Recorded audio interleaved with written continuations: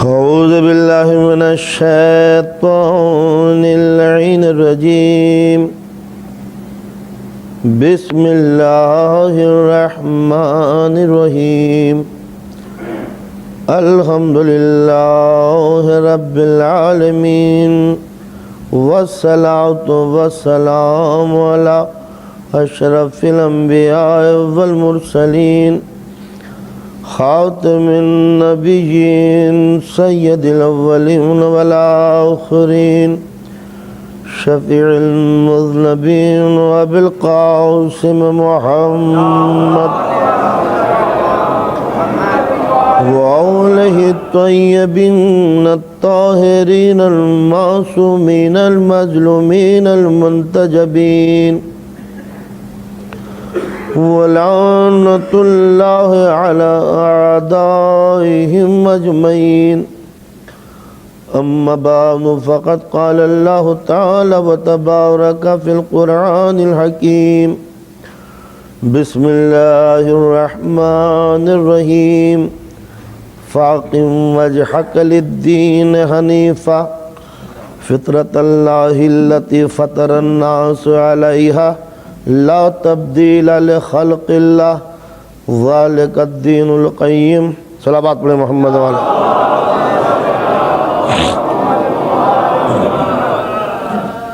اپنے چہروں کو اسلام کی عظمت کی طرف پھیر لو، اور ہم نے فطرت انسانی کو اپنے آئین کے تحت ڈھالا ہے، اور اللہ کا قانون کسی بھی طرح دنیا میں بدلہ نہیں کرتا. یہ سلسلہ گفتگو ہے جو قرآن مجید کی آیات کی روشنی میں اس منزل تک پہنچا ہے. میں نے عرض کیا تھا کہ پالنے والے نے انسان کو جب اس دنیا میں بھیجا تو یہ قدرت کا، فطرت کا عظیم شاہکار جب اس دنیا میں آتا ہے تو عجیب حالت ہے کہ اسے کچھ خبر نہیں ہے کہ ماں کون ہے، باپ کون ہے. قدرت نے ایک وسیع پروگرام کے تحت زمین کی وسعتوں میں آدم کو اتارا. ایک عظیم منصوبہ تھا اس کے ذمے، ایک عظیم کام تھا اس کے ذمے.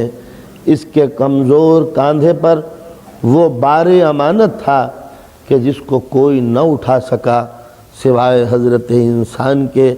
لیکن قدرت نے جب اس وسیع دنیا میں انسان کو بھیجا تو اس کی فطرت میں کچھ ایسی چیزیں بھی شامل کر دیں کہ جب تک یہ انسان اپنے بنانے والے کو نہ پہچان لے، جب تک یہ مسافر منزل تک نہ پہنچے، جب تک اس کی بے چینیاں بڑھتے ہی رہیں.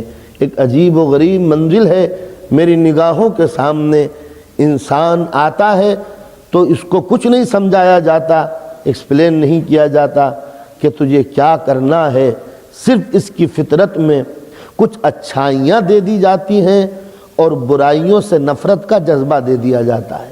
وہ نفس وما سواہا فالہماہا فجورہا وتقواہا قد افلح من زکاہا وقد خاب من دساہا. نفس انسانی کو ہم نے بتا دیا کہ اچھائیاں کیا ہیں، نفس انسانی کو بتا دیا کہ برائیاں کیا ہیں. بس وہ بن گیا جس نے نیکیاں حاصل کر لی، وہ بگڑ گیا جس نے برائیوں کو اختیار کر لیا. یہ تھا نفس انسانی کا بنیادی تصور. اس کو معلوم ہے کہ برائیاں کیا ہیں، اس کو معلوم ہے کہ اچھائیاں کیا ہیں. یہ اور بات ہے کہ برائیوں کا تصور بڑا دھندلا ہے، نیکیوں کی تمیز پوری طرح نہیں ہے. لیکن جب یہ نیکیوں کی طرف بڑھتا ہے تو جیسے دل سے آواز آ رہی ہو، ہاں اسی کام کے لیے تم کو بھیجا ہے. جب یہ برائیوں کی طرف بڑھتا ہے تو اتنا ریزسٹنس ہے نفس میں اور برائیوں میں. ہر گناہ کے بعد ایک کرب ہے، ایک بے چینی ہے، ایک الجھن ہے، یہ تو نے کیا کر لیا. یہی وجہ ہے یہ نیکیوں کے بعد کھڑا ہو کے مسکراتا ہے، برائی کے بعد مذوع ہو کے اپنے چہرے کو چھپا لیتا ہے۔ معلوم یہ ہوا کہ جیسے کوئی کورٹ ہو، کوئی عدالت ہو کہ جہاں پر منصف یہ اعلان کر رہا ہے انسان تجھے یہ نہ چاہیے تھا، تو نے یہ غلط کام کیا۔ یہی وہ بے چینیاں ہیں جو انسان کو اس پوری دنیا سے ممتاز بنا دیتی ہیں۔ یہ جرم کے موقع پر اس کی گھبراہٹ، گناہ کی منزل پر اس کی پشیمانی، خطا کی منزل پر اس کی ندامت، یہ آنکھوں کو چرا کے گزر جانا، یہ شرم سے سر کو جھکا لینا، یہی وہ احساس ہے جس کو اگر اجاگر کیا جائے تو انسان کبھی گناہ کی منزلوں میں قدم نہ رکھے۔ بچے کو آپ دیکھیے، وہیں سے انسانی فطرت کا پتہ چلتا ہے کہ قدرت اس سے کیا کام لینا چاہتی ہے۔ ابھی بچہ ہوا ہے، ابھی چند گھنٹوں کا ہے، دوسرے جانور کے بچوں میں اور حضرت انسان میں زمین و آسمان کا فرق ہے۔ ان کی زندگی کا کورس بڑا مختصر ہے، کھیلنا کودنا اور کسی انسان کے کام آ جانا، اس کے علاوہ اس کا کوئی پروگرام نہیں ہے۔ تو پیدا مچھلی ہوئی، انڈے سے نکلی، تیرنے لگی، اس کا بس کام زندگی کا روٹین یہی ہے اور کوئی کام نہیں ہے۔ ہرن کا بچہ ہوا، چند گھنٹوں میں دوڑنے لگا۔ حضرت انسان ہوا، انہیں پتہ ہی نہیں ہے ماں کون ہے، باپ کون ہے، دوست کون ہے، دشمن کون ہے۔ معلوم یہ ہوا کہ دماغ میں کوئی الگ سے کورس نہیں ڈالا گیا، اسے کچھ دیا گیا ہے اور کچھ اسے یہیں پر سیکھنا ہے، مگر کچھ بنیادی فنڈامنٹل چیزیں اسے دے دی گئیں کہ جس کی بنا پر انسانیت کی تعمیر ہونے والی ہے۔ اب بھرپور توجہ کا میں طالب ہوں، یقیناً آپ سوچیں گے کہ میں کیا کہنے جا رہا ہوں۔ قدرت جو بنانے والا ہے اس انسان کا، وہ نگاہوں سے پوشیدہ ہے۔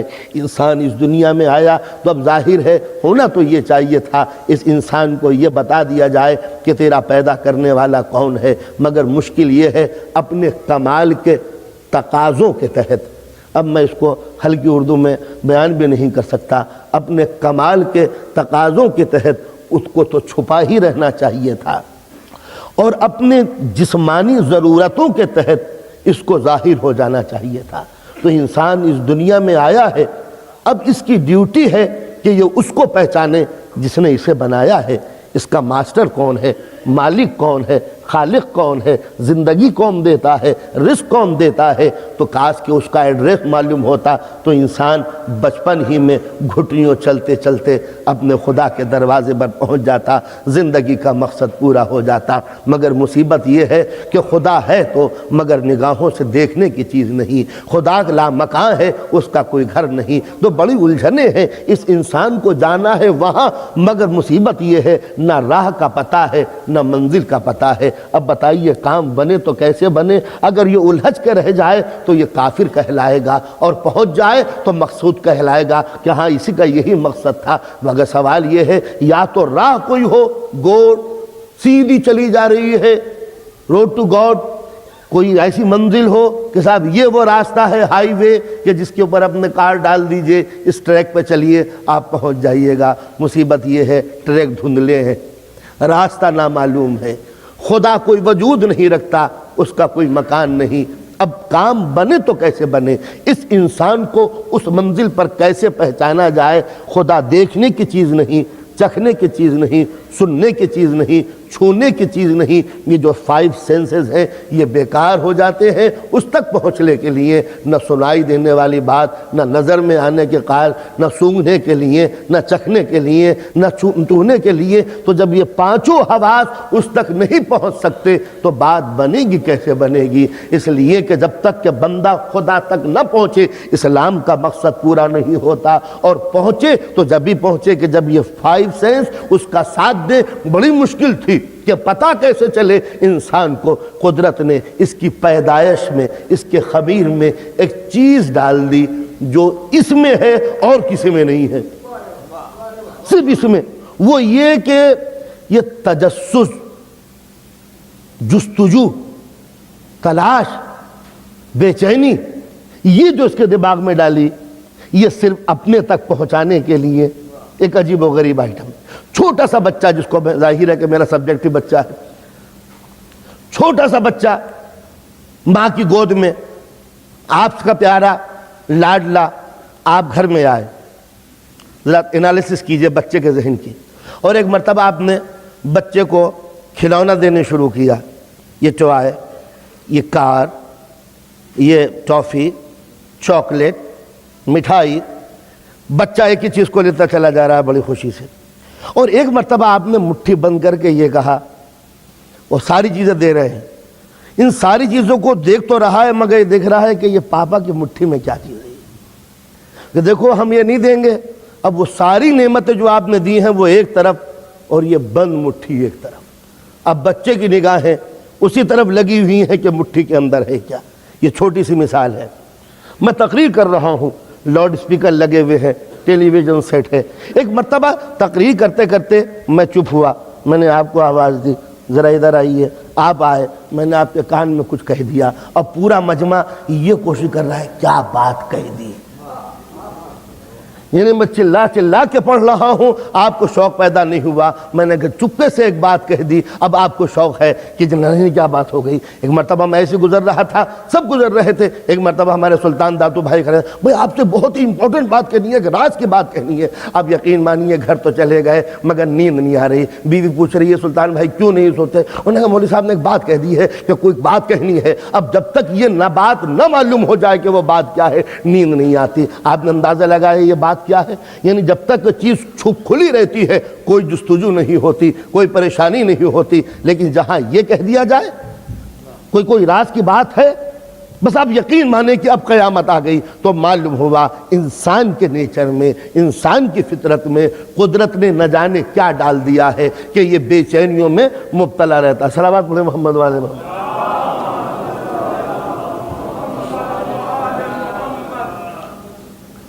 آپ نے دیکھا کہ جب تک کہ وہ بلیک بورڈ سب نے دیکھ نہ لیا جب تک کہ کسی کو سکون نہیں ہوا۔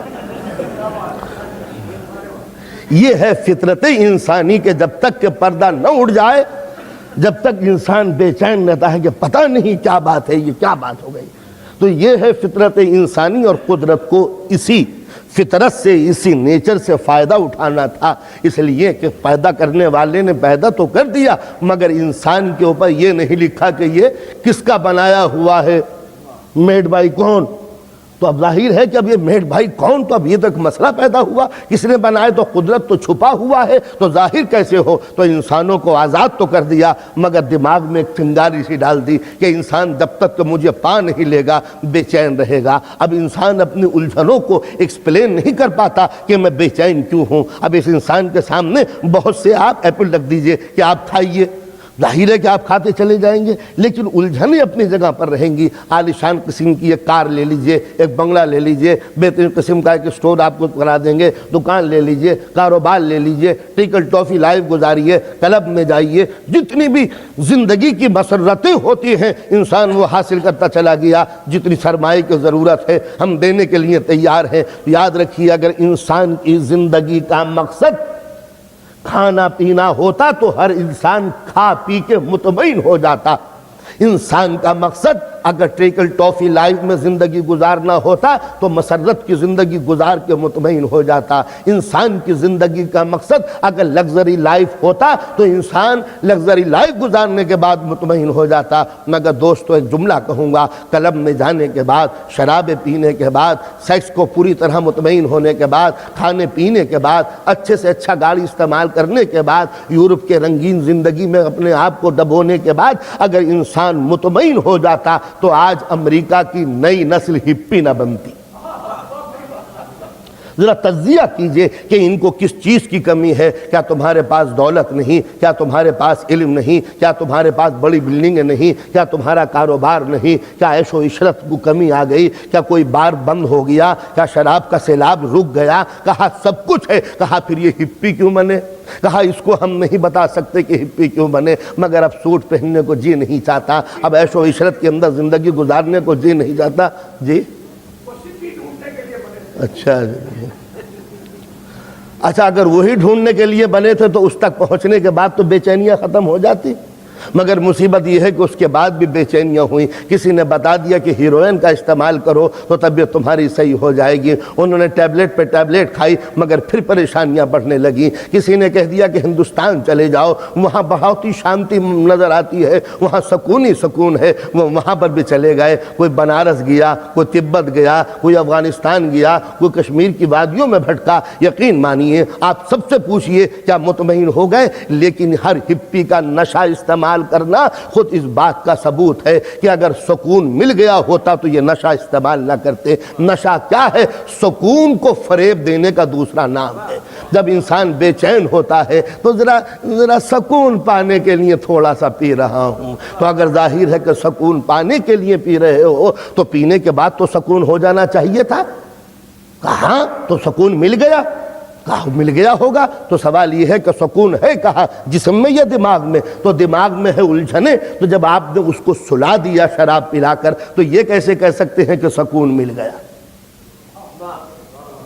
اس لیے کہ جہاں الجھنے ہیں وہ چیز سوئی ہوئی ہے، جب وہ الجھنوں سے نکلے گا پھر چیخے گا۔ مگر اب دوہری الجھن ہو گئی، ایک تو غم دنیا اور ایک وہ غم دورہ جس کو آپ نے شراب کی شکل میں پہنایا۔ یعنی جب تک نہ پیتے تھے دنیا کی الجھن تھی، اور جب پینے لگے تو دنیا کی الجھن الگ اور شراب کی الجھن الگ۔ تو بندہ پرور اسی طرح انسان بے چینیوں کا شکار ہوتا چلا گیا۔ جب پہلی مرتبہ الجھ کے آیا تھا نہ جانے کیوں الجھنیں پیدا ہوئی تھی، کاروبار کی الجھن ہے، بچوں کی الجھن ہے، بیوی بچوں کی الجھن ہے، مکان کی الجھن ہے، الجھنیں بڑھ رہی تھی۔ اس بیچارے نے تھوڑی سی پی تھی، تھوڑی سی، ہاں اس کو نشہ آ گیا، یہ پڑھ کے سو گیا، رات میں نیند آ گئی ہوگی، صبح کو اٹھا پھر الجھنیں تھی، پھر اس نے پی، مگر کوانٹیٹی پہلے سے زیادہ تھی، اس لیے کہ جب یوز ٹو ہوا تو پہلے سے اتنے سے کام بنتا تھا، اب اتنے سے کام بننے لگا، پھر اتنے سے کام بننے لگا، پھر بوتلیں خرچ ہونے لگی، مگر وہ کام نہیں بنتا۔ ایک منزل وہ بھی آئی کہ پیتا چلا جا رہا ہے، مگر الکوہولک ہونے کی بنا پر نشہ نہیں بنتا۔ بتائیے اگر انسان کی الجھنوں کا علاج یہ شراب ہوتی تو آج انسان کہاں گیا؟ تو معلوم ہوا کہ شراب فریب کا نام تو ہے مگر سکون کا نام نہیں ہے۔ اس ذہن کو اتنی دیر کے لیے سلا تو دیتا ہے، آپ کسی ڈاکٹر سے اگر انجیکشن لگوا لیا کریں نیند آنے کا تو اس سے زیادہ فائدہ ہو سکتا ہے۔ اس لیے کہ ظاہر ہے کہ الجھنیں بڑھ رہی ہیں، تو دنیا کو اکٹھا کر کے پوچھئے کہ آخر انسان کی بے چینیوں کا علاج کیا ہے۔ آپ یہی تو کہیں گے اسے مکان کی فکر ہے۔ چلیے جس کو مکان نہیں تھا، کرائے کے مکان میں رہتا تھا، اس کو آپ نے مکان لے دیا، الجھنیں ختم ہو گئی۔ نہیں اب اس کو فرنیچر کی ضرورت ہے، وہ فرنیچر لے کے آیا، الجھنیں ختم ہو گئی۔ کہا نہیں مصیبت یہ تھی کہ فرنیچر کا کلر گرین تھا اور جو وال تھے وہ گرے تھے، لہٰذا بچوں نے یہ کہہ دیا کہ میچ نہیں ہوتا جب تک کہ دونوں کا تعلق ایک جیسا نہ ہو۔ اب گھر رکھنے کے بعد الجھنوں کے شکار ہونے لگے۔ کہا پہلے T V black and white تھا، بڑی الجھنیں تھی، بچے دوسروں کے یہاں جاتے تھے، آپ کو ٹی وی کی ضرورت پڑی۔ جب ٹی وی آ گیا نہ کیا ہوا، اب کے بچے نے 2-4 دن تو دیکھا، اب وہ کہتے ہیں کلر ٹی وی ہونا چاہیے، ہمیں یہ اچھا نہیں لگتا۔ معلوم ہوا کہ انسانی الجھنیں لگزری سے مطمئن نہیں ہو سکتی، یہ تو کھلونے ہیں جس کو دیتے چلے جاؤ بچہ توڑتا چلا جائے گا، مانگتا چلا جائے گا۔ تو اب سوال یہ پیدا ہوتا ہے کہ یہ نیچر نے میرے ساتھ یہ مذاق کیا کیا ہے کہ دنیا کی ساری لذتیں دے کر مجھے بے چین بنا دیا۔ معلوم ہوا کہ قدرت کے ہاتھوں میں یہی تو ڈور ہے، انسان ساری نعمتیں لیتا چلا جا مگر جب تک کہ مجھے نہ پائے گا سکون نہیں ملے گا۔ ظاہر ہے کہ قدرت بے خوف تو ہے نہیں معاذ اللہ، کہ جو تمہیں کھلا رہی ہے پلا رہی ہے اور یہ بھلا دے کہ تمہارا زندگی کا مشن کیا ہے، تمہارے زندگی کا مقصد کیا ہے۔ کہا تم کو اولاد دی، نہ کہ اولاد لینے کے بعد بھی بے چین رہو گے، بیوی دی اس کے بعد بھی بے چین رہو گے، تم کو مکان دیا اس کے بعد بھی بے چین رہو گے۔ تو انسان بے چین تو ہوتا ہے، بے چینیوں کا علاج اس کی سمجھ میں نہیں آتا کہ آخر میں بے چین کیوں ہوں۔ تو یاد رکھیے ہر وہ دریا بے چین ہوتا ہے جب تک کہ سمندر میں نہیں مل جاتا، مسافر بے چین ہوتا ہے جب تک منزل پر نہیں پہنچ جاتا۔ تو انسان جب تک بے چین ہوتا ہے جب تک کہ مقصد پورا نہیں ہوتا۔ سکون نام ہے مقصد تک پہنچنے کا، سکون نام ہے صحیح رزلٹ کے نکل آنے کا۔ کبھی آفس میں بیٹھ کر آپ نے کیلکولیشن حساب کیا ہے، اگر حساب صحیح آ گیا تو سکون مل گیا، اور اگر الجھ کے رہ گئے تو اب الجھنیں بڑھ گئی۔ تو معلوم ہوا جس کا نام ہے سکون وہ کسی شے کے مقصد کی تکمیل کے نتیجے کا نام ہے۔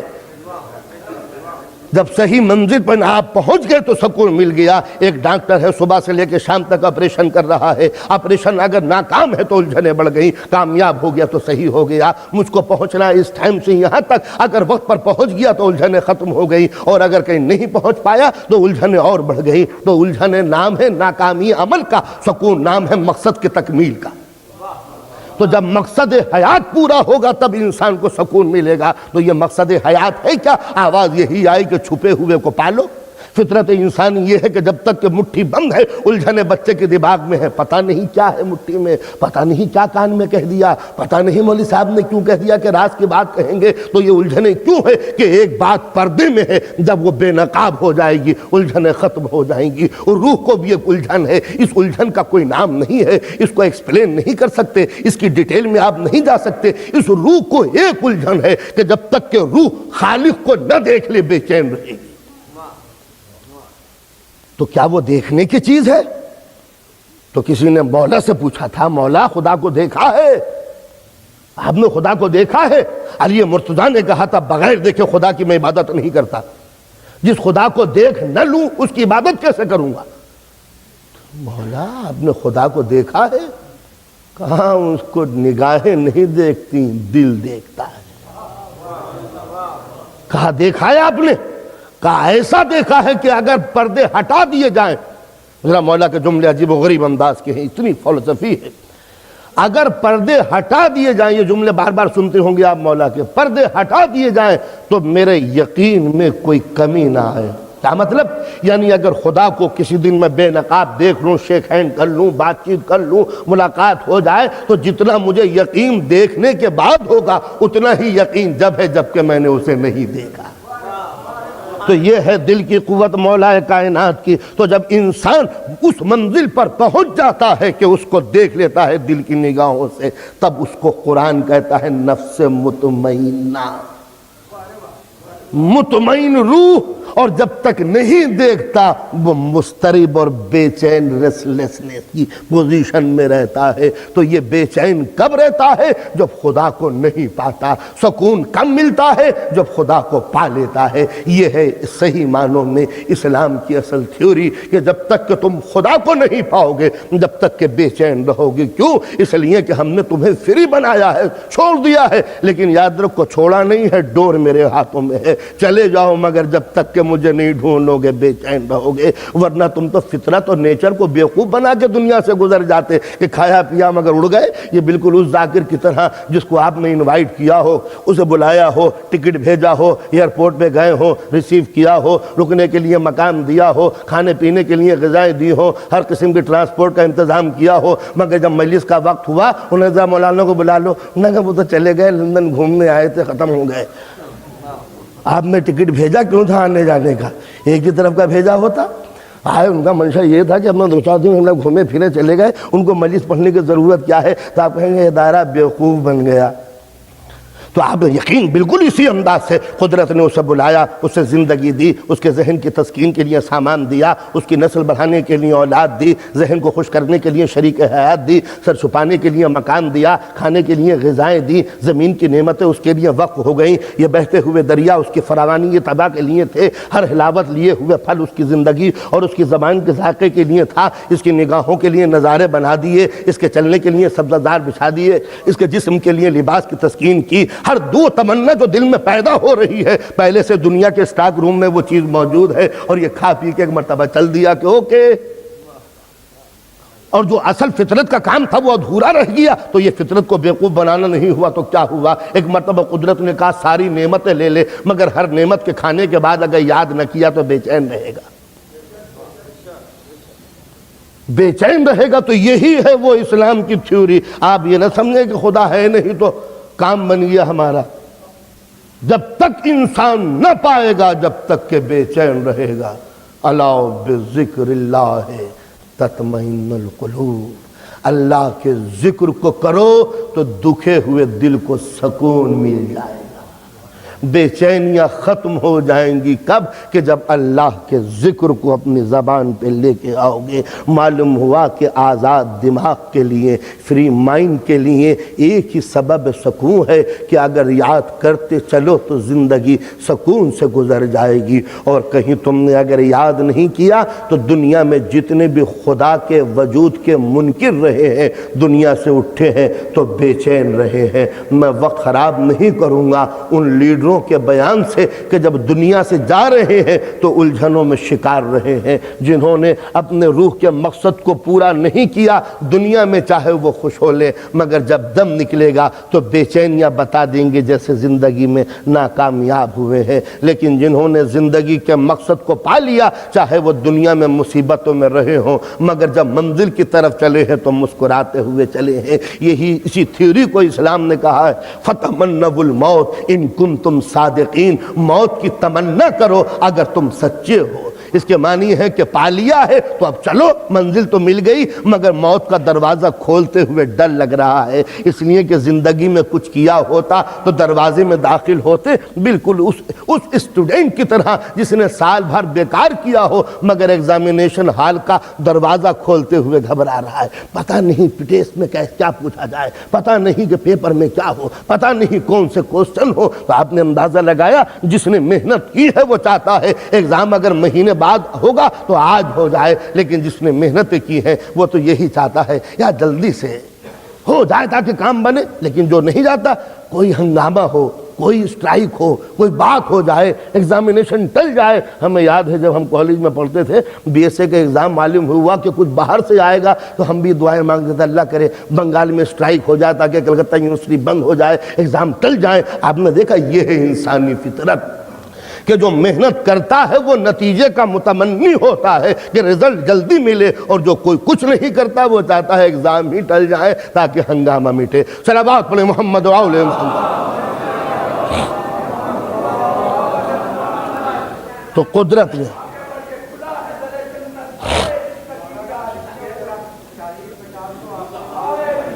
جو حضرات اوپر آنا چاہیں وہ فوراً آ جائیے، سب آپ کے بھائی کھڑے ہوئے ہیں، سب جلدی 2 منٹ کے اندر، دیر لگانے کی ضرورت نہیں ہے۔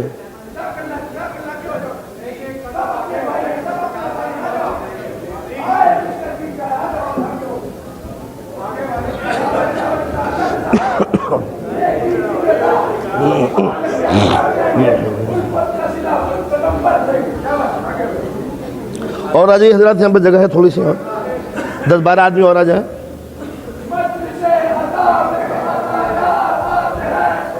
یہ دروازہ کھول دیا کسی نے، دروازہ کھول دیا۔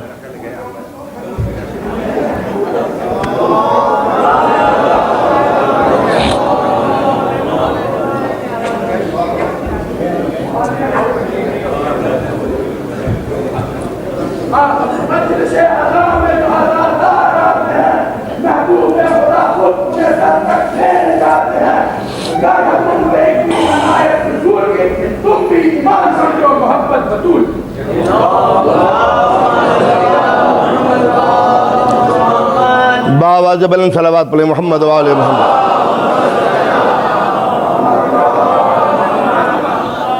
تو عرض کر رہا تھا کہ انسانی فطرت میں قدرت نے کچھ بنیادی چیزیں ایسی داخل کی ہیں کہ جب تک انسان اس کو پا نہ لے یہ بے چین رہے گا۔ تو ظاہر ہے کہ ہمیں اسی فطرت سے اندازہ لگانا چاہیے کہ اسلام کی بنیادی باتیں کیا ہیں۔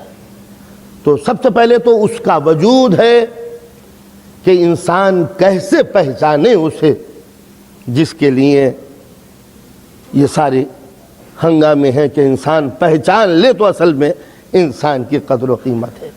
اس لیے کہ بندہ پرور، اب میں نے عرض کیا تھا کہ انسان اپنے دماغ میں یہ تصور تو رکھتا ہے کہ کوئی نہ کوئی ہے، لیکن وہ کیا ہے اس کو دل اس کا ایکسپلین نہیں کر پاتا۔ ہر انسان کے ذہن میں یہ تصور ابھرتا ہے، چاہے کہیں کا بھی ہو، کہ کوئی نہ کوئی چیز تو ہے، لیکن جب کوئی سمجھانے والا نہیں ہوتا تب وہ دل کے بہلانے کے لیے پتھر بناتا ہے۔ یہ پتھر ہیں کیا؟ بے چین دل کو سمجھانے کا جھوٹا کھلونا۔ لیکن اگر پتھروں سے انسان مطمئن ہو گیا ہوتا تو ایک ہی پتھر کا بت ہوتا، 2 نہ ہوتے۔ لیکن معلوم ہوا کہ ایک کے بعد جب دوسرا بھگوان بنا تو بے چینیاں بڑھی ہوں گی، جبھی تو تیسرا بنایا، اور اگر 3 سے کام چل گیا ہوتا تو یہ چوتھا نہ بنتا۔ 4 سے کام بن گیا ہوتا تو خانہ کعبہ میں ایک بت ہوتا، 360 نہ ہوتے، اور 360 سے بھی کام بن گیا ہوتا تو ہمارے ہندوستان میں 33 کروڑ بھگوان نہ ہوتے۔ یعنی آپ نے اندازہ لگایا کہ 33 کروڑ بھگوان، جبکہ آج ہندوؤں کی تعداد، پیور ہندوؤں کی تعداد 33 کروڑ نہیں ہے، تو ذرا ذات دیجئے کہ مخلوق کم ہے اور خالق زیادہ ہے۔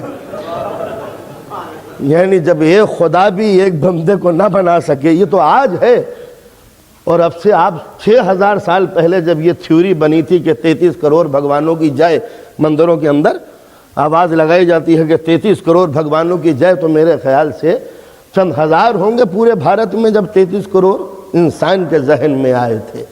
تو آپ نے اندازہ لگایا کہ انسان کتنا بے چین تھا کہ پتھر کے بت بناتا چلا گیا، لیکن جتنے یہ بت بناتا چلا جائے گا ثبوت ملتا چلا جائے گا کہ اگر اس کے دماغ میں خدا کا تصور نہ ہوتا تو یہ بتوں کی کثرت کیوں ہوتی، اور اگر پتھروں سے کام چل گیا ہوتا تو یہ جانوروں کی پوجا کیوں کرتا، جانوروں سے مطمئن ہو گیا ہوتا تو یہ بہتے ہوئے دریا کے قریب کیوں آیا، اگر بہتے ہوئے دریا کی فراوانی نے اس کے دماغ پر کچھ بھی چھینٹے ڈالے ہوتے تو یہ برگد کی گھنی چھاؤں کے نیچے عقیدے کے ڈیرے کیوں لگانے لگا۔ معلوم ہوا کہ انسان یہ ساری چیزیں بناتا چلا جاتا ہے، مگر ایوولوشن ایک منزل پہ آیا، نہیں یہ خدا نہیں ہے، شاید یہ ہوا خدا ہو، شاید یہ سورج خدا ہو، شاید یہ چاند خدا ہو، چاہے یہ ستارے خدا ہو، یہ سارے گھروندے انسان بناتا چلا جا رہا تھا صرف خدا کو سمجھنے کے لیے۔ بس جب انسان بے چین تھا کہ کس طرح اس کو پالوں، تو ایک مرتبہ جب پتھروں کا راج تھا تو دیکھا کہ ایک شہر ہے، ایک ٹاؤن ہے، اس کی گلی سے ایک بچہ گزر رہا ہے، اس کے ہاتھ میں ایک رسی ہے، رسی کے اندر ایک بت بندھا ہوا ہے، وہ گھسیٹتا چلا جا رہا ہے۔ اس بیچارے کو آرڈر ملا ہے چچا کی طرف سے، ابراہیم جا کے اس پتھر کو بت کو بیچ آؤ۔ اب ظاہر ہے کہ جب اسی گھر میں رہنا ہے تو کیا کریں، ایک طرف چچا کا حکم ہے وہ بھی ماننا ہے، ایک طرف خدا کا حکم ہے وہ بھی انجام دینا ہے۔ نظر بچی، ابراہیم کا بچپن ہے، 9-10 برس کے ہیں، رسی ایک مرتبہ پتھر میں باندھی اور گھسیٹتے ہوئے چلو، لے لو خدا، لے لو خدا، نہ فائدہ پہنچاتا ہے نہ نقصان۔ اس سے بڑھ کر تبلیغ کا کون سا ذریعہ ہوگا کہ جو پوجنے کے موڈ میں بھی تھے وہ بھی اب پوجنے کے لیے تیار نہیں، خدا ہے جو گھسٹتا چلا جا رہا ہے۔ یہ وہ تو طریقے کہ انسان کے دماغ کے لیے۔ ایک مرتبہ ابراہیم سے پوچھا گیا کون ہے خدا، انہوں نے کہا میں اس ستاروں کو خدا مان لو، بڑے اچھے ہیں، بڑے چمکدار ہیں، مگر جب صبح ہوئی اور ستارے ڈوب گئے تو اسی قوم سے کہتے ہیں جنہوں نے ستاروں کے آگے رات بھر پوجا کی تھی، بتاؤ یہ خدا کہاں غائب ہو گئے؟ تو انہوں نے کہا غائب تو ہو گئے، کہا ڈھونڈو۔ تو اگر کام بن گیا ہوتا تو مطمئن ہو جاتے، میاں گئے ہوں گے کہیں آرام کرنے کے لیے۔ تو معلوم ہوا کہ چاند کی پوجا شروع ہوئی، ذرا یہ بڑا ہوا ہے، اور جب چاند بھی ڈوب گیا تو پھر کہا سورج کو پوجو یہ بڑا ہے، اور جب رائزنگ سن پوجا جانے لگا تو دن بھر تو سر جھکتے رہے، شام ہوئی اور سورج ڈوب گیا تو عقیدہ بھی غرق ہو کے رہ گیا۔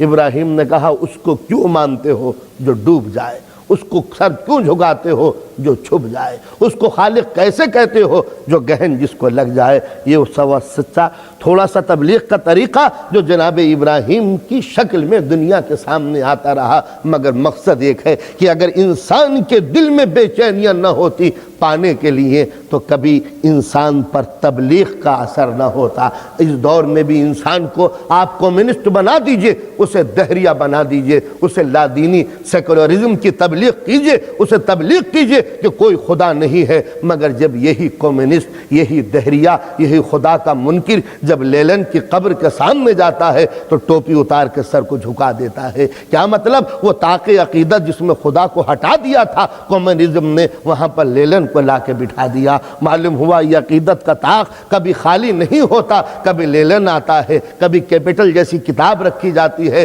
کبھی نیشنلزم لا کے رکھا جاتا ہے، کبھی عربزم کا بھوت لا کے رکھا جاتا ہے۔ غرض برس انسان خدا کی تلاش میں پھر رہا ہے، اور جب خدا اسے نہیں ملتا تو کہیں سیمائیں ہیں، کہیں سرحد ہے، کہیں بارڈر ہے، کہیں زبان ہے، کہیں اردو ہے، کہیں گجراتی ہے، کہیں ہندی ہے، کہیں انگریزی ہے، کہیں کلرڈ ہے، کہیں قومیتیں ہیں، کہیں پروونشلزم ہے۔ یہ ہے وہ خدا کہ جو انسان بنا لیتا ہے۔ مقصد کیا ہے اس کا؟ کہ پبلک نہ پہچان پائے کہ خدا کون ہے، اور الجھن یہ ہے کہ جب تک کہ نہ پائے گا جب تک کہ انسان بے چین رہے گا۔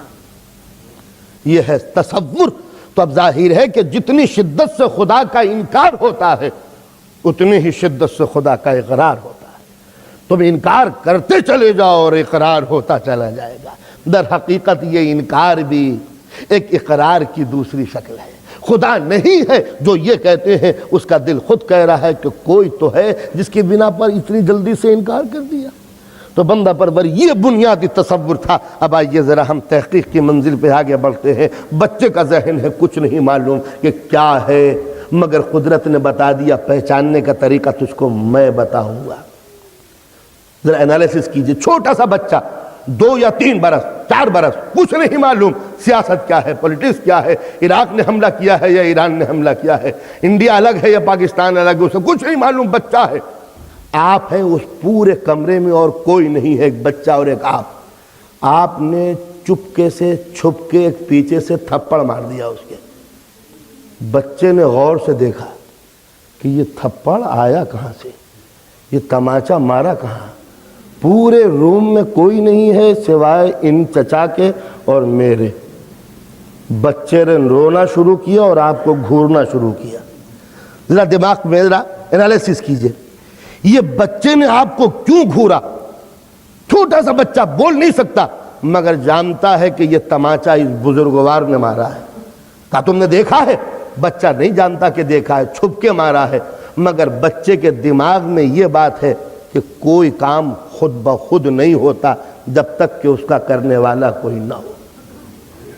چھوٹی سی بات تھی یہ تو۔ بچہ یہ بھی سمجھ سکتا تھا کہ یہ خود لگ گیا ہوگا، لیکن کوئی بچہ بھی چاہے وہ کتنا ہی چھوٹا کیوں نہ ہو یہ سوچتا ہی نہیں ہے کہ یہ تماچا خود بخود لگ گیا ہوگا۔ مارا ضرور ہے، اور جب کمرے میں کوئی نہیں ہے سوائے چچا کے دور کس نے مارا؟ چاہے یہ پوری تقریر اور اسپیچ بچہ نہ دے مگر نگاہیں سب بتا رہی ہے کہ بغیر چچا کی حرکت کے غور یہ ہاتھ خود بخود نہیں ہو سکتا۔ یہی اسلام کا بنیادی اصول ہے کہ جب انسان 2 برس کا ہوتا ہے، جب بولنا پوری طرح نہیں جانتا مگر اس کے روح میں یہ بات ہے کہ بغیر کیے ہوئے کوئی کام خود بخود نہیں ہوتا، اسلام اسی پوائنٹ کو انلارج کرتا ہے۔ دیکھو جب بچے تھے تو تمہارا یہ عقیدہ تھا کہ بغیر کام کرنے والے کے کوئی کام خود بخود نہیں ہوتا، تو جب تماچا نہیں لگتا بغیر لگانے والے کے تو پوری کائنات کیسے بن سکتی ہے بغیر بنانے والے کے؟ یہ تھا بنیادی تصور۔ فطرت اللہ التی فطر الناس علیہا لا تبدیل لخلق اللہ، اللہ کا قانون نہیں بدلا کرتا، یہ اللہ کی فطرت ہے جو انسان کے خبیر میں ڈالی گئی ہے۔ تو بچے کو معلوم ہے کہ کوئی نہ کوئی تو ہے۔ اب بچہ گھر میں بیٹھا ہوا ہے، باہر سے نوک کیا کسی نے دروازہ، بچہ چونکا، کون ہے یہ؟ کون ہے کیوں؟ وہ خود بھی خود سوچ لیتا کہ ویسے ہی نوک ہو رہا ہوگا، مگر بچہ جانتا ہے بغیر کھٹکھٹانے والے کی آواز خود بخود نہیں نکلتی۔ تو جب چھوٹا سا کام بغیر کرنے والے کے نہیں ہو سکتا تو یہ پوری یونیورس بغیر بنانے والے کے کیسے ہو جائے گی؟ اب آپ میرے ساتھ چلیے۔ بہت چھوٹی چھوٹی باتیں بچوں والی۔ بچہ کا تماچا لگا تو جب تماچا زور سے لگا تو یہ بھی ہو جتنے بھی ایکشن ہے آدمی کے وہ سب ہو سکتے تھے۔ بچہ کودنے لگتا، جمپ کرنے لگتا، بچہ دوڑنے لگتا، بچہ ہنسنے لگتا، بچہ قہقہا مارنے لگتا، بچہ کھجانے لگتا، کچھ بھی کام کرتا۔ بچے نے کچھ نہیں کیا، اس ایکشن کا ری ایکشن یہ ہوا کہ بچہ رونے لگا۔ بچہ رونے لگا، سوال یہ ہے کہ یہ تماچا کھا کے بچہ رویا کیوں، بچہ ہنسا کیوں نہیں؟ سوچتے چلے جائیے۔ بات یہاں تک پہنچی کہ یہ رونا صحیح معنوں میں عدالت کی ڈیمانڈ ہے کہ مجھ پر ظلم ہوا ہے، فیصلہ ہونا چاہیے۔ یاد رکھیے یہ رونا نہیں ہے، یہ احتجاج ہے کہ مجھ پر ظلم ہوا ہے تو کوئی نہ کوئی انصاف کرے اس کا۔ اگر انصاف کا تصور نہ ہوتا تو بچہ کبھی تماچا کھا کے نہ روتا۔ معلوم ہوا آتا ہے کہ ہر انسان کی بنیاد میں یہ بات ہے کہ عدالت کا فیصلہ ہونا چاہیے. تو معلوم ہوا کہ دو چیزیں انسان کے دماغ میں ڈالی گئی، ایک تو ایگزسٹنس آف گاڈ، تو کوئی نہ کوئی ہے، اور اسی کے ساتھ ہی ساتھ عدالت کا فیصلہ بھی ہونا چاہیے. اسی لیے ہمارے اصول دین میں پہلے توحید ہے، بعد کو عدالت ہے. یہ بچہ رو رہا ہے کہ فیصلہ ہو، ورنہ کبھی بچہ نہ رو تو ہنستا کودنے لگتا، لیکن رونا بتا رہا ہے کہ فیصلہ ہونا چاہیے. تو جب بچپن میں تھوڑی سی تکلیف سہ کر یہ عدالت کا مطالبہ کر رہا ہے، تو کیا آخرت میں کوئی عدالت نہ ہوگی جو دکھے ہوئے دلوں کو انصاف دے سکے؟ اچھا، اس بچے کو کسی صورت سے یقین دلا دیجئے کہ اب تمہارا ساتھ انصاف نہیں ہوگا تو چپ ہو جائے گا، چپ ہوگا، لیکن دماغ میں نفرت، عداوت پیدا ہو جائے گی، انتقام پیدا ہوگا کہ جب تک کہ بدلہ نہ لے لوں گا جب تک کہ چین سے نہ بیٹھوں گا. معلوم ہوتا ہے کہ دنیا میں اگر انتقامی کارروائیاں روکنی ہے تو عدالت قائم کرو، اور عدالت قائم نہ ہوئی تو انتقام در انتقام، ریونج کے سلسلے میں دنیا ختم ہو جائے گی. چلیے اگلا اسٹیپ. بچے نے تماچا کھایا اور ایک مرتبہ کھا کے چلا، صوفہ سیٹ رکھا ہوا ہے اس سے کچھ نہیں کہا، ٹیلی ویژن جس کو رات دن دیکھتا ہے اس سے کچھ نہیں کہا، گھر کا کوئی اور سامان ہے اس سے کچھ نہیں کہا، باہر گاڑی کھڑی ہوئی ہے بچے نے اس سے کچھ نہیں کہا، اور بھی ایک آدمی آیا ہے اس سے کچھ نہیں کہا. بچہ ماں کے پاس جا کے رونے لگا.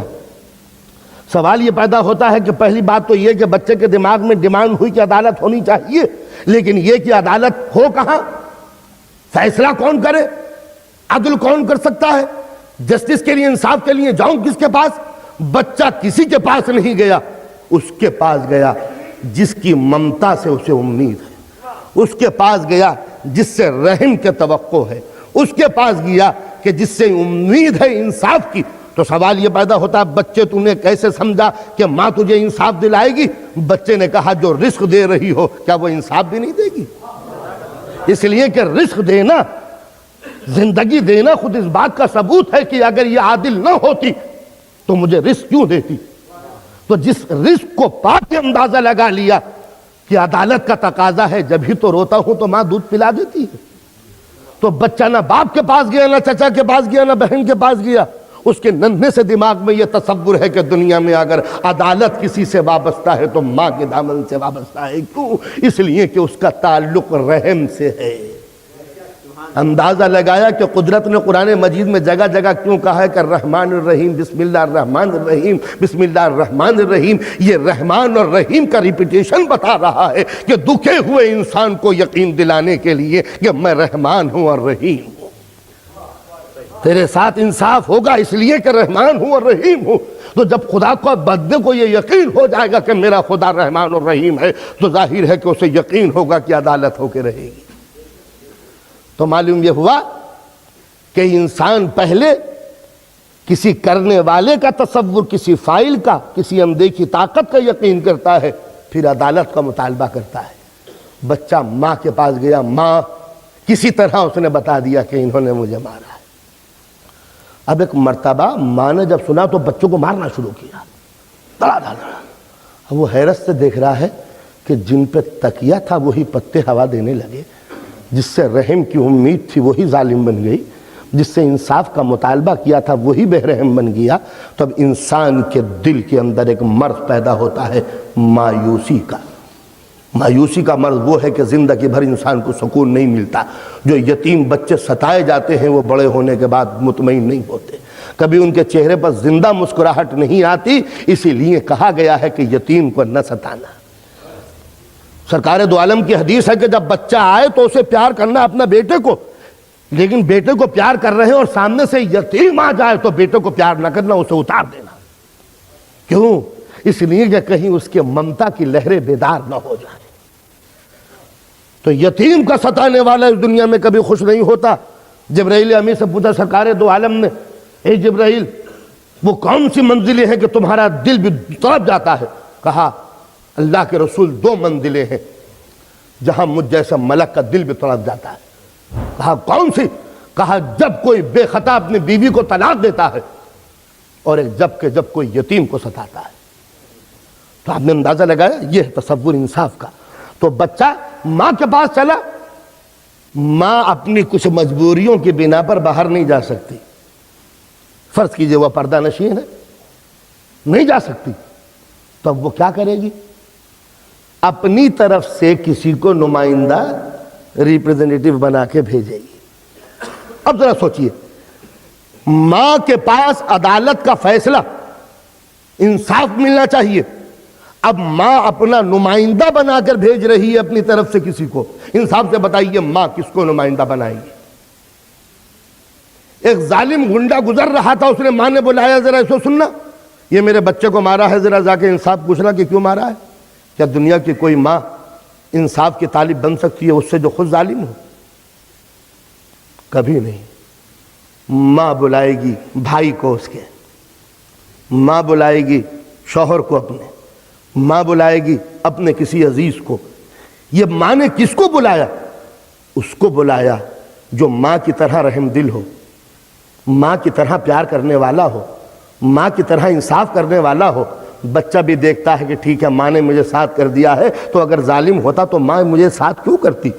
تو معلوم ہوتا ہے کہ ماں جب انصاف دلاتی ہے بیٹے کو تو اس کو نمائندہ بناتی ہے کہ جو اس کی رحم کی پالیسی کو لے کے چل رہا ہو، جو بچے سے پیار کرتا ہو، جو بچے سے محبت کرتا ہو۔ آپ نے اندازہ لگایا پالنے والے کو کیا اپنی مخلوق سے محبت نہ تھی؟ تو اب ظاہر ہے کہ کوئی نہ کوئی قدرت تو آنی چاہیے تاکہ انسان کے ساتھ انصاف ہو، مگر قدرت زمین پہ آنے سے رہی جو انسان کو انصاف دیتی۔ انصاف لانے کے لیے کیا ہو؟ قدرت نے اپنا ایک نمائندہ بنایا۔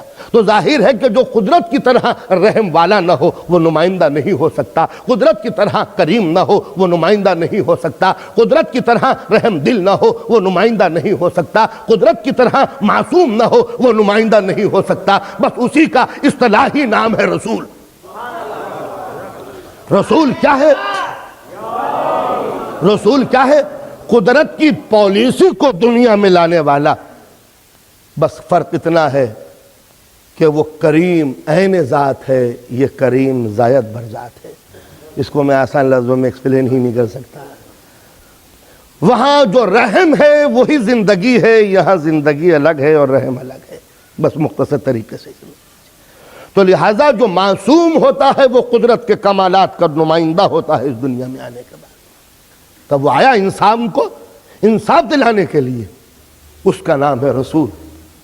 بے گناہ، بے خطا، رحم دل، ویسے ہی پالیسی رکھنے والا، وہ رزاق ہے، یہ بھی رزق دیتا ہے۔ آنکھ بند کر کے وہ دوست دشمن کو روٹی دیتا ہے، اس کا دسترخوان بھی دوست اور دشمن کے لیے سب کے لیے کھلا ہوا ہے۔ اس کے سورج کی شعاعیں سب کے لیے ہیں، اس کا علم کا دریا بھی سب کے لیے ہے۔ وہ رحمت ہے سب کے لیے، یہ رحمت للعالمین ہے سب کے لیے، کوئی فرق نہیں۔ بس اسلام وہ کمالات پردے میں ہے، یہ کمالات کھلے ہوئے۔ تو لہٰذا رسالت نام ہے معبود کی پالیسی کو لے کے دنیا میں آنے کا، وہ مظہر ہے کمالات کا، ظاہر کرنے والا کہ خدا کیسا ہے۔ اس لیے کہ جب تک کہ یہ اس کو ظاہر نہ کرے گا بندہ خدا کو پہچانے کا کیسے؟ اس لیے کہ انسان کی مجبوری یہ ہے کہ نظر سے دیکھتا ہے تب پہچانتا ہے، زبان سے چکھتا ہے تب پہچانتا ہے، کان سے بولتا ہے تب سنتا ہے، ہاتھ سے چھوتا ہے تب پہچانتا ہے۔ تو انسان کی کمزوری یہ کہ 5 سینس بتا دے کہ ہے کیا چیز، تو میں خدا کو دیکھوں تب کہوں کہ خدا ہے، چکھ لوں تب کہوں کہ خدا ہے، سونگھ لوں تب کہوں کہ خدا ہے، سن لوں تب کہوں کہ خدا ہے، چھو لوں تب کہوں کہ خدا ہے۔ مگر مصیبت یہ ہے کہ اگر وہ نگاہوں سے دیکھنے کی چیز ہو تو جو دیکھی جاتی ہے وہ مادی ہوتی ہے، جو مادی ہے وہ فانی ہے، جو فانی ہے وہ باقی نہیں رہتی، جو باقی نہیں رہتی وہ سب کچھ ہوتی ہے، خدا نہیں ہوتی۔ تو خدا کو دیکھ لوں تاکہ ختم ہو جائے، خدا بولے تاکہ میں سنوں، مگر بولا جاتا ہے زبان سے۔ زبان کے لیے دہن کی ضرورت، دہن کے لیے چہرے کی ضرورت، چہرے کے لیے جسم کی ضرورت، جسم کے لیے میٹر کی ضرورت، میٹر کے لیے موت، اور جو موت پر جائے وہ سب کچھ ہوتا ہے، خدا نہیں ہوتا۔ تو وہ بولے تاکہ ختم ہو جائے۔ تو اب بتائیے انسان کس طرح پہچانے اسے؟ تو اب ضرورت محسوس ہو کہ قدرت کچھ نمائندے بھیجے تاکہ اسے دیکھو اور مجھے سمجھو۔ آدم جاؤ بتاؤ علم کیا ہے، نوح جاؤ بتاؤ تقوی کیا ہے، ابراہیم جاؤ سمجھاؤ خلت کیا ہے، موسیٰ جاؤ بتاؤ کہ ہیبت کیا ہے، عیسیٰ جاؤ روحانیت کا چرچا کرو، یوسف جاؤ حسن کے چراغ جلا دو، ایوب جاؤ صبر کے عنوان سکھا دو۔ یہ 1,23,999 نبوتیں گزر گئیں یہ بتانے کے لیے کہ خدا کیا ہے۔ تو ہم نے سمجھا کہ واقعاً آدم کو دیکھ کے پتا چلا کہ علم کیا ہے، نوح کو دیکھ کے پتا چلا کہ تقدس کیا ہے، انبیاء کو دیکھ کے پتا چلا کہ کمالات کیا ہیں، مگر مجھے یہ ڈاؤٹ ہونے لگا یہ 1,23,999 کریکٹرز ایک ذات میں، اتنی خوبیاں ایک کریکٹر میں، اتنی کرنے ایک سورج میں۔ تو آواز آئی تجھے یہی ڈاؤٹ ہے کہ یہ اتنے کمالات ایک انسان میں ایک جگہ کیسے جمع ہو گئے؟ تو لے میں ایک ایسی ہستی کو بھیج رہا ہوں جس میں آدم کا علم بھی ہے، نوح کا تقویٰ بھی ہے، ابراہیم کی خلت بھی ہے، عیسیٰ کی روحانیت بھی ہے، موسیٰ کی ہیبت بھی ہے۔ وہ کمالات جو الگ الگ ہیں وہ سارے کمالات اس ایک میں، مگر جب اس ایک کو دیکھا تو اب ڈاؤٹ یہ ہوا کہ کہیں دنیا سب کی سب نسیری نہ ہو جائے، کوئی یہ نہ کہہ دے کہ محمد بھی اللہ ہے، وہ بھی ایک ہے، یہ بھی ایک ہے۔ تو اب ضرورت پڑی اس وحدت کو کثرت میں تبدیل کرنے کی، اس ایک کو 14 میں ڈیوائیڈ کر دیا تاکہ کوئی ایک نہ کہہ سکے، ورنہ خدائی کا شبہ ہونے لگے گا۔ مگر جس کو دیکھو گے وہ اتنا پرفیکٹ نظر آئے گا کہ ہر دور میں کا محمد کہلائے گا۔ تو اب ظاہر ہے کہ جو سرکار دو عالم کے صفات تھے وہ ان 12 محمدوں کے اندر پھیلا دیے۔ اب جس کو دیکھنا ہو کہ سرکار دو عالم کی شجاعت کیا تھی وہ علی مرتضیٰ کو دیکھے، اس لیے کہ دنیا نے سب کچھ دیکھا ہے، نبی کو تلوار چلاتے ہوئے نہیں دیکھا۔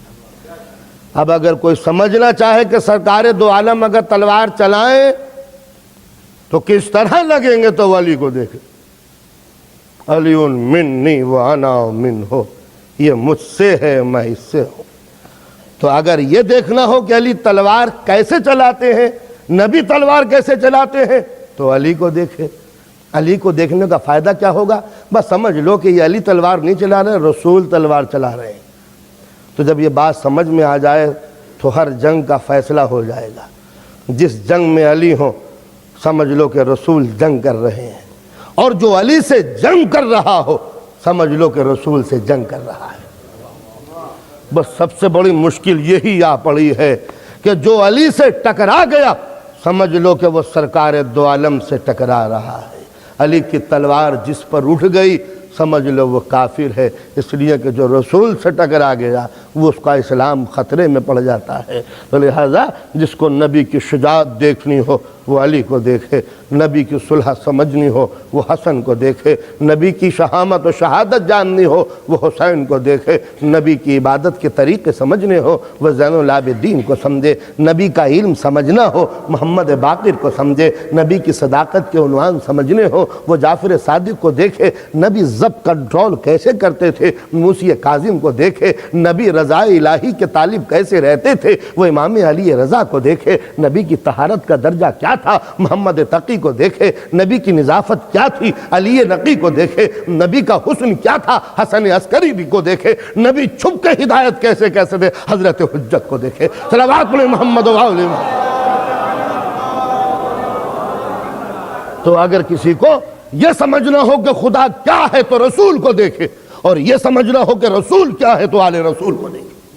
ان کی رفتار رسول کی رفتار، ان کی گفتار رسول کی گفتار، ان کی صلح رسول کی صلح، ان کی زندگی کا ہر رخ رسول سے ملتا جلتا۔ اللہ کی قسم جب یہ چلے تو سمجھ لو کہ رسالت چل رہی ہے، جب بولے تو سمجھ لو کہ رسول بول رہے ہیں۔ وقت گزر جائے تب دیکھو، زمانہ بیت جائے تب سمجھو، پیریڈ گزر جائے تب پوچھو۔ جس طرح قدرت نے کہا ہے لن تجد لسنت اللہ تبدیلا، اللہ کی سنت میں کوئی چینج نہیں ہو سکتا، اسی طرح رفتار محمدی میں کوئی چینج نہیں ہو سکتا۔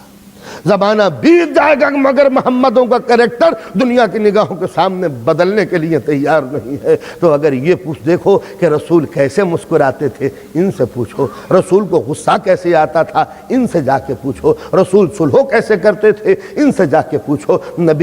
نبی کی نماز میں حالت کیا ہوتی تھی، ان سے جا کے پوچھو۔ جب ان سے جا کے پوچھو گے تو پتہ چل جائے گا کہ صحیح معنوں میں رسول کی صحیح سیرت کیا تھی۔ تو رسول نے زندگی کے بہت سے رخ سمجھائے ہیں، کچھ رخ باقی رہ گئے ہیں جن کو یہ سمجھائیں گے۔ بس صحابہ کرام میں اور اولاد رسول میں اتنا ہی فرق ہے کہ صحابی اس بات کو جانتا ہے جس کو رسول کر چکے، صحابی اس چیز کی رپورٹ دے گا جو رسول کہہ چکے، صحابی اس چیز کو بیان کر چکے گا، کر سکے گا جس کو رسول بیان کر سکے۔ لیکن یہ کوئی صحابی نہیں جانتا کہ وہ کام کیا ہے جو رسول نے نہیں کیے۔ تو اگر یہ پوچھنا ہو رسول نے کیا کیا تو صحابی سے پوچھو، اور جب یہ دیکھنا ہو کہ اس پیریڈ میں رسول کیا کرتے تو آل رسول سے پوچھو،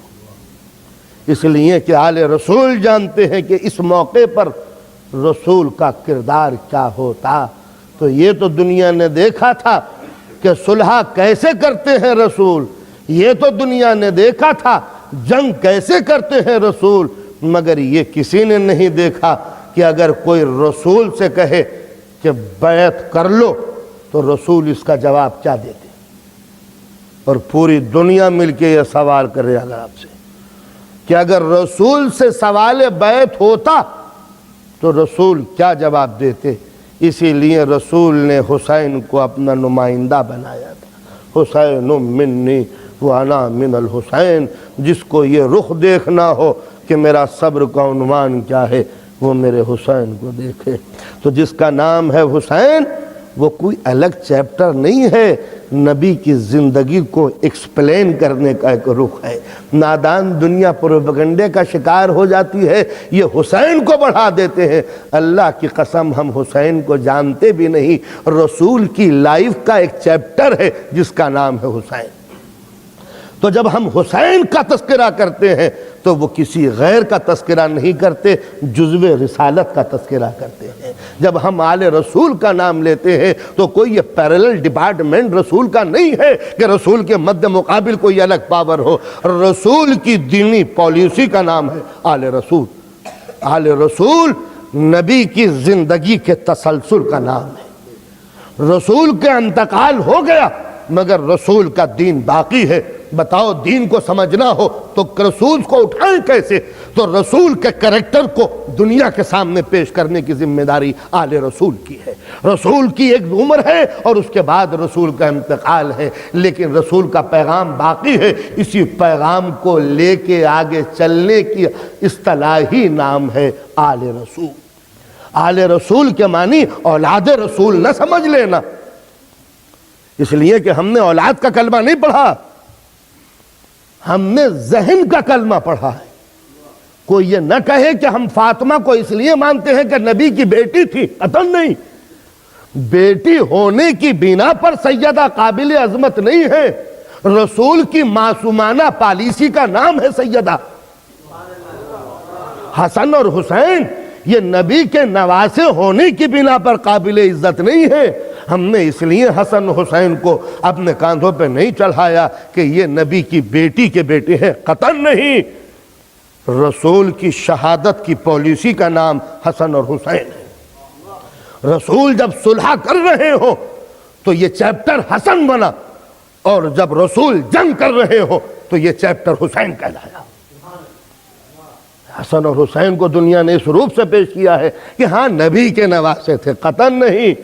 ہم نے اولاد کا کلمہ نہیں پڑھا، ہم نے داماد کا بھی کلمہ نہیں پڑھا، ہم نے بیٹی بھی کا کلمہ نہیں پڑھا۔ فاطمہ بیٹی نہیں ہے، معصوم ہے۔ علی داماد نہیں ہے، امام ہے۔ حسن حسین نواسے نہیں ہے، شہادت ہے۔ تو لہٰذا یہ کریکٹر جن کا نام ہے امام، یہ نبی کے رشتے کی بنا پر قابل عزت نہیں ہے، یہ خود ایک کریکٹر ہے۔ اگر یہ کریکٹر نہ ہوتے تو کبھی بچپن میں رسول کاندھے پر نہ بٹھاتے، اس لیے کہ بچوں کو کاندھے پہ نہیں بٹھایا، رسول کا یہ کریکٹر نہیں ہے، یہ ان کی ذمہ داری نہیں ہے۔ میں خطیب ہوں، ذاکر ہوں، مولوی ہوں، تقریر کر رہا ہوں، میرا بیٹا سامنے آ جائے، گر بھی جائے، مر بھی جائے، تو کبھی ممبر سے نہیں اتروں گا، اس لیے کہ میری پوزیشن کے خلاف ہے۔ اپنے دوستوں سے کہہ دوں گا تو کہ میرا بچہ گر گیا اٹھا لو، لیکن میری ڈیوٹی کے خلاف ہے کہ میں ممبر پہ ہوں اور اتر کے اپنے بیٹے کو پیار کرنے لگوں، اس لیے کہ اس وقت باپ نہیں ہوں، مولوی ہوں، خطیب ہوں، ذاکر ہوں۔ تو جب مجھ جیسا خطا کار مولوی اپنے بیٹے کی طرف توجہ نہیں دیتا تقریر کے دوران میں، تو سرکار دو عالم کا نواسا اگر گر جائے تو یہ حق رسول کو نہیں پہنچتا کہ ممبر سے اتر کے مجمع کو چیر پھاڑ کر کے اپنے بچے کو لے کے ممبر پہ بٹھا کے یہ کہیں پہچانو یہ ہے حسین۔ اس لیے کہ رسول کا کام نواسے کو پہچانوانے کے لیے نہ تھا، مذہب کو پہچانوانے کے لیے تھا۔ تو رسول نے یہ نواسا نہیں پہچانوایا، یہ دین پہچانوایا ہے۔ صلوات محمد و آل محمد۔ پہچانو یہ ہے حسین، اس لیے کہ نواسے کو کاندھے پہ نہیں بٹھایا جاتا، رسول کے کریکٹر کے باہر ہے۔ رسول دنیاوی رشتوں کے اندر مذہب کو نہیں لاتا، یہ اس کی ڈیوٹی کی الگ بات ہے۔ یہی وجہ ہے کہ نبی نے حالت نماز میں سجدے میں پشت پر بٹھا کر دنیا کو بتا دیا، نواسا ہوتا تو سر اٹھا لیتا، یہ دین ہے، سر اٹھاؤں تو کیسے اٹھاؤں؟ نواسا ہوتا تو سر اٹھا لیتا، بچہ گرتا گر جانے دو، بچے رات دن گرا کرتے، کون سی نئی بات ہے۔ بلکہ رائٹر تعریف لکھتا کہ سرکار دو عالم کی نماز کا کیا حالت کہ بچہ گر گیا مگر پرواہ نہ کی۔ تو بتاؤ جب تعریف ہوتی ہے اب تعریف ہے کہ سجدے کو طول دے دیا اور نبی نے سر نہیں اٹھایا۔ معلوم ہوتا ہے کہ نواسا نہیں تھا، بیٹی کا بیٹا نہیں تھا، اسلام تھا کاندھے پر۔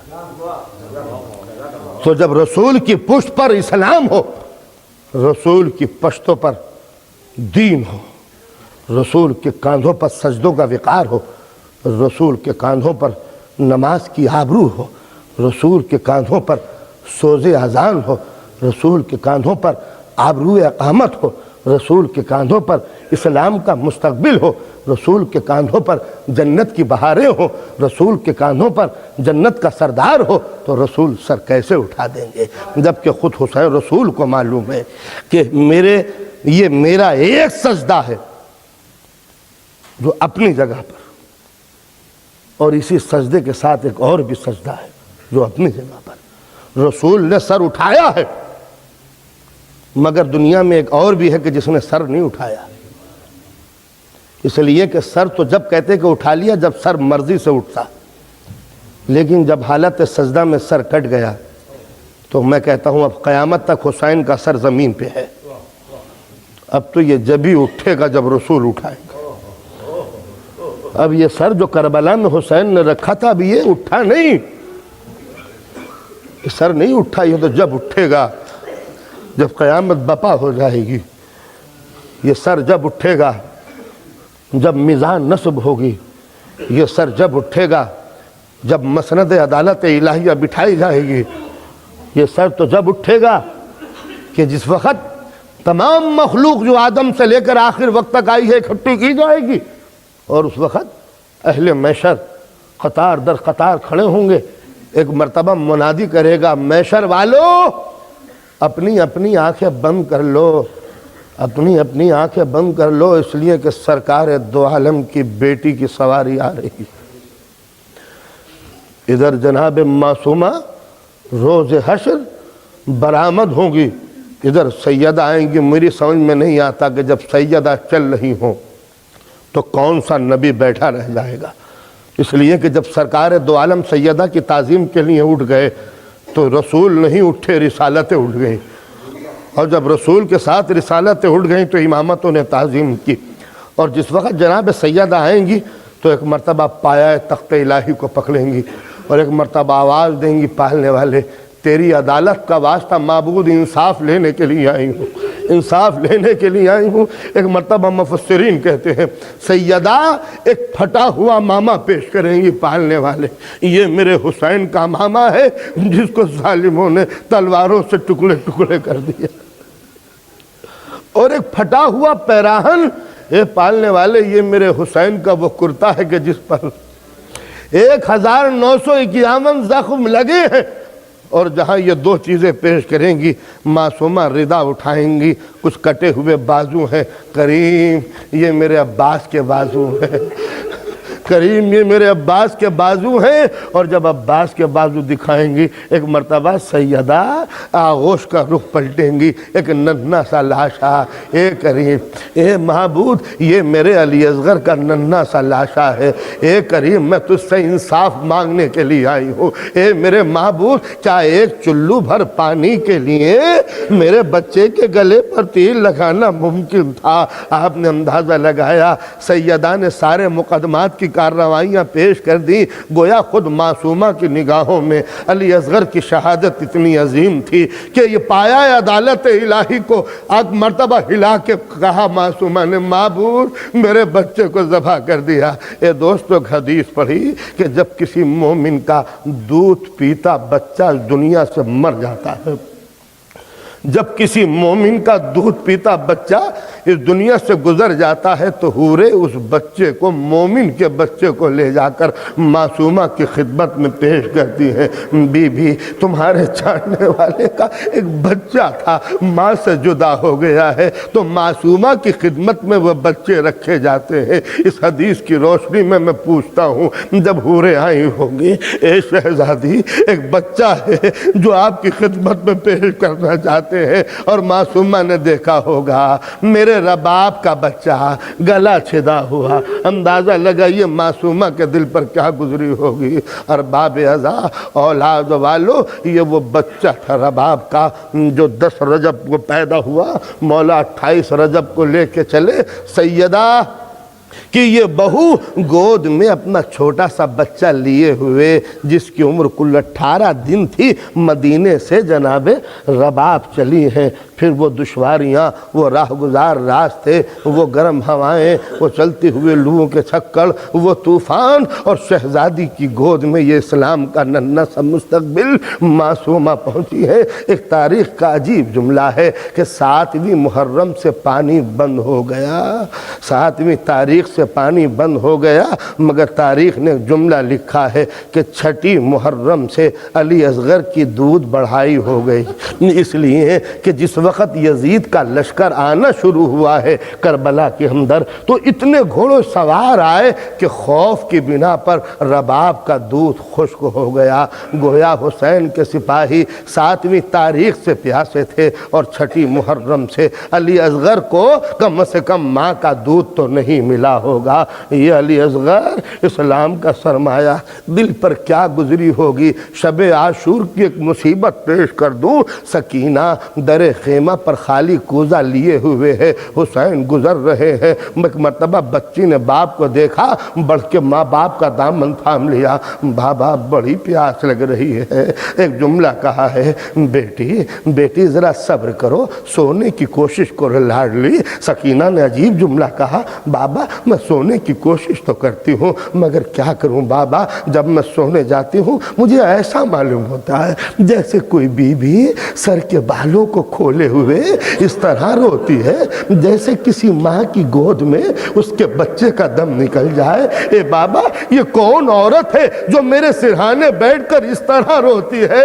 میرے لال، میرے لخت جگر، اے بابا یہ کون ہے؟ مولا نے کہا سکینہ ارے تم نے اپنی دادی سیدہ کو نہیں پہچانا؟ یہ تمہاری دادی ہیں جو تمہارے پاس رونے کے لیے آتی ہے. سکینہ نے عجیب جملہ کہا، بابا بڑی پیاس لگتی ہے. تو مولا نے کہا تھا سکینہ پیاس زیادہ لگ رہی ہے؟ ہاں بابا بہت زیادہ پیاسی ہوں. کہا بیٹی جاؤ علی اصغر کے خیمے میں دیکھ لو شاید پانی مل جائے. سکینہ دوڑتی ہوئی پہنچی کہ شاید میری ماں نے پانی علی اصغر کے لیے رکھا ہو. دوڑتی ہوئی سکینہ گئی تھی مگر تھوڑی دیر کے بعد جب آئی تو سر جھکا ہوا ہے، قدم آہستہ آہستہ رکھ رہی ہے.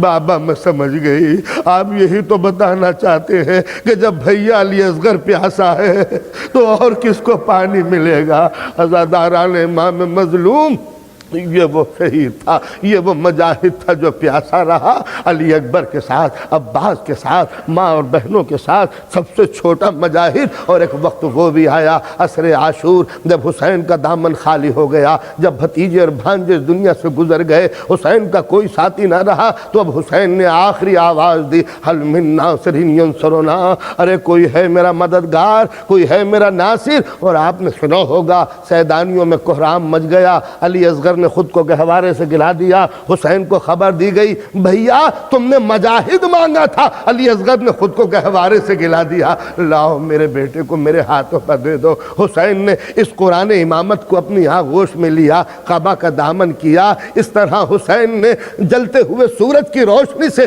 اپنے اس پھول کو چھپایا تھا۔ اور حسین نے اب زندگی کا سب سے مشکل کام کیا، ایسا کام جو حسین نے زندگی میں کبھی نہ کیا تھا، وہ یہ کہ اب تک حسین نے دوسروں کے سوال پورے کیے تھے، کبھی کسی سے سوال نہیں کیا تھا، اب تک مانگنے والوں کی جھولیاں بھری تھی، کبھی کسی سے مانگا نہ تھا۔ آج زندگی میں پہلی مرتبہ علی کا یہ غیور بیٹا اپنے بچے کو لے کے آیا ہے، سامنے بہتی ہوئی فرات ہے، اشقیوں کی کثرت ہے، اس رسول کا نواسے کے ہاتھوں پہ علی اصغر ہے، کبھی دکھاتے ہیں کبھی چھپا لیتے ہیں، کس طرح کہیں کس طرح پانی مانگے۔ آواز دی تو یہ کہہ کے نہیں پکارا اے اسلام والو، یہ نہیں کہا کہ اے قرآن والو، یہ نہیں کہا اے کعبے والو، یہ نہیں کہا اے دین اسلام پر چلنے والو، ایک جملہ کہا، اولاد والو میرا بچہ پیاسا ہے، اسے تھوڑا سا پانی پلا دو، اس بہتی ہوئی فرات سے